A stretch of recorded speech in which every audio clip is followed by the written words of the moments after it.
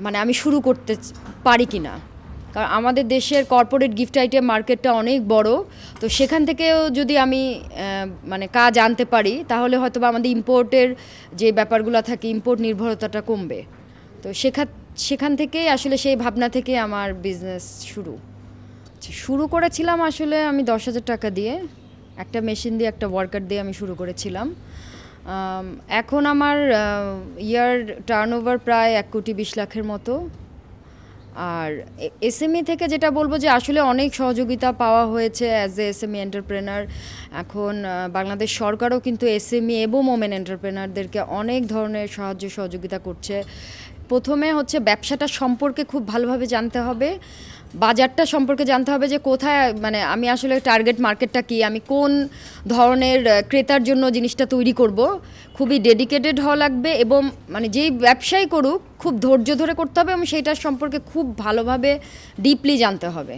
Micro নারী উদ্যোক্তা কর্তৃক এসএমই ঋণ গ্রহণের সুবিধার্থে গ্রুপ ভিত্তিক 50,000 টাকা ও তদূর্ধ্ব ক্ষুদ্র ঋণ বিতরণের নীতিমালা প্রবর্তন করা হয়েছে। সম্প্রতি বাংলাদেশ এসএমই বিভাগ ও শাখা অফিসে নারী উদ্যোক্তা ইউনিট নামে একটি স্বতন্ত্র ইউনিট চালু করেছে। এর ফলে নারী উদ্যোক্তারা স্বচ্ছন্দে বাংলাদেশ ব্যাংকের সাথে যোগাযোগ করতে পারেন এবং তাদের ব্যবসায়ে অর্থায়ন বিষয়ে সর্বোচ্চ অগ্রাধিকার বিষয়ে জানতে পারে। এসএমই বাংলাদেশে ব্যাপকভাবে ছড়িয়ে দেওয়ার ক্ষেত্রে বাংলাদেশ ব্যাংক উদ্যোগী ভূমিকা পালন করছে। বিভিন্ন ব্যাংক এবং নন ব্যাংকিং সেক্টর এখন এসএমই নিয়ে ব্যাপকভাবে কাজ করছে। আমরা এই পর্যায়ে কথা বলছি বাংলাদেশ ব্যাংকের মাননীয় গভর্নর জনাব ডক্টর আতিউর রহমানের সঙ্গে। আচ্ছা স্যার, আপনি আমাকে বলেন যে বাংলাদেশ ব্যাংক তো প্যাট্রোনাইজ করছে এই এসএমইটা আসলে বাংলাদেশে ব্যাপকভাবে ছড়িয়ে দেওয়ার ক্ষেত্রে আপনারা কি কি ভূমিকা পালন করছেন? আসলে আমরা কেন এসএমইতে গেলাম সেটি একটি বড় প্রশ্ন। বিশ্বমন্দা যখন শুরু হলো তখন বড় বড় উদ্যোক্তা যারা তারা কিন্তু বিশ্ববাজারে ঢুকতে পারছিলেন না, চাহিদা কমে গেছে।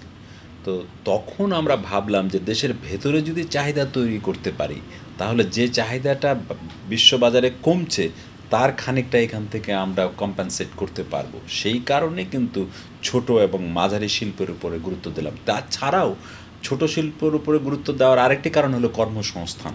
ছোট শিল্পে ছোট ছোট কর্মকাণ্ড হয়, কম বেতনে অনেকেই কাজ পেতে পারে এবং এটা একটা কারণ।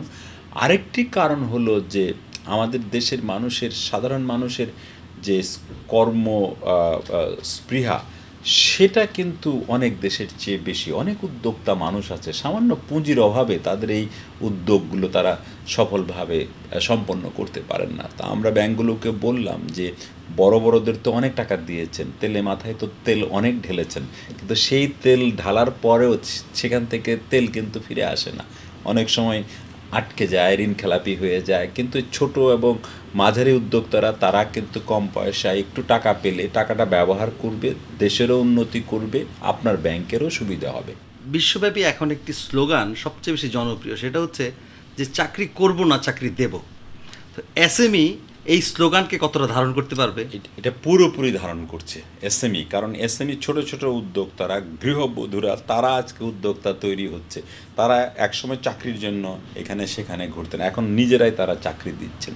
এই যে ছোট ছোট উদ্যোক্তারা, আপনি কল্পনা করেন এই স্মল এন্টারপ্রাইজের মধ্যেই আমি প্রায় এখন 2,000 ই-কমার্স সাইট বাংলাদেশে তৈরি হয়েছে। একটাও কিন্তু ছিল না 5 বছর আগে। আমরা সেখানে আমাদের গ্রাম আমাদের দেশ বলে একটা ই-কমার্স সাইটকে পারমিশন দিয়েছি, তারা ওখানে বসে সবাইকে সাহায্য করছে। এইভাবে সারা বিশ্বে আমাদের এসএমইর পণ্য কিন্তু বিক্রি হচ্ছে। তো এইভাবে আমরা নিজেরা যেমন উন্নত হচ্ছি, অন্যের কর্মসংস্থানও সৃষ্টি করছি। প্রায় 15 লক্ষেরও বেশি কর্মসংস্থান আমরা ইতিমধ্যেই এই এসএমইর মাধ্যমে তৈরি করতে সক্ষম হয়েছি। এসএমই লোন তুলতে গেলে অনেক রকমের বাধা ব্যাংকিং সেক্টর আছে, কতগুলো নিয়ম কানুনের মধ্যে পড়ে যেতে হয়। এটাকে ইজি করার ক্ষেত্রে বাংলাদেশ ব্যাংকে কোনো ভূমিকা পালন করছে? এটা করতে হলে উদ্যোক্তা উন্নয়ন, এটা ছাড়া কোনো উপায় নাই। সেই কারণে আমরা ঢাকা চেম্বার অফ কমার্সের সাথে একটা জয়েন্ট প্রোগ্রাম করছি।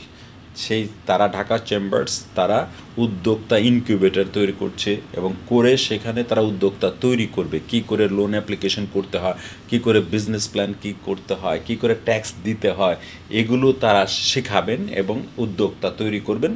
করে ব্যাংকের মাধ্যমে বাংলাদেশ ব্যাংকে এলে আমরা সেই টাকার ব্যবস্থা করব। এর বাইরে আমরা আরেকটি কর্মসূচি নিয়েছি এশিয়া উন্নয়ন ব্যাংকের মাধ্যমে, যে অনেকগুলো প্রতিষ্ঠানকে আমরা উদ্যোক্তা তৈরির জন্য তাদের প্রশিক্ষণ দেওয়ার জন্য আমরা অর্থ দেব এবং তারা এরকম উদ্যোক্তা তৈরি করে দেবেন এবং সেই কর্মীরা পরবর্তীকালে এসএমই লোন নিয়ে তারা নিজেরা এই কাজটা করবেন, অন্যকেও কর্মসংস্থান করার সুযোগ দেবেন। 2021 সালের মধ্যেই বাংলাদেশকে একটি মধ্যম আয়ের দেশে পরিণত করার লক্ষ্যে বর্তমান সরকার রূপকল্প ভিশন 2021 গ্রহণ করেছে। এর মধ্যে 2021 সাল নাগাদ দেশে একটি শক্তিশালী শিল্প খাত গড়ে তোলার প্রত্যয় ব্যক্ত করা হয়েছে, যা হবে এসএমই খাত দ্বারা পরিচালিত।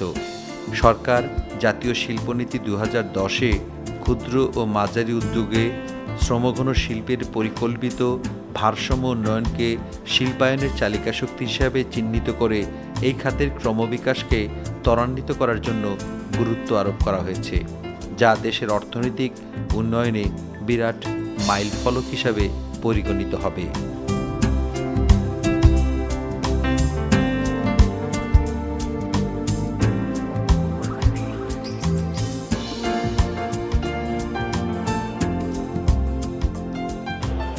সুধী দর্শক, বিশ্বব্যাপী একটি স্লোগান এখন ব্যাপক জনপ্রিয়, সে হচ্ছে চাকুরি করব না, চাকুরি দেব। এই স্লোগানকে মূল মন্ত্র করেই বাংলাদেশ ব্যাংক এখন বিভিন্ন ক্ষেত্রে ব্যাংকিং সেক্টরে এসএমই কর্মসূচি বাস্তবায়নের ক্ষেত্রে ব্যাপক কর্মকাণ্ড বাস্তবায়ন করছে। এই এসএমই কর্মকাণ্ড বাস্তবায়িত হয় শিক্ষিত বেকার তরুণরা যেমন কাজ পাচ্ছে এবং নিজের শিল্প প্রতিষ্ঠান গড়ে তুলছে, তেমনি নারীরাও এগিয়ে এসছেন, নারী উদ্যোক্তারাও এগিয়ে এসছেন। দেশ এক্ষেত্রে অর্থনৈতিকভাবে সমৃদ্ধির পথে এগিয়ে যাচ্ছে। আজ এ পর্যন্তই। আগামী অনুষ্ঠান দেখার প্রত্যাশায় সবাইকে শুভেচ্ছা।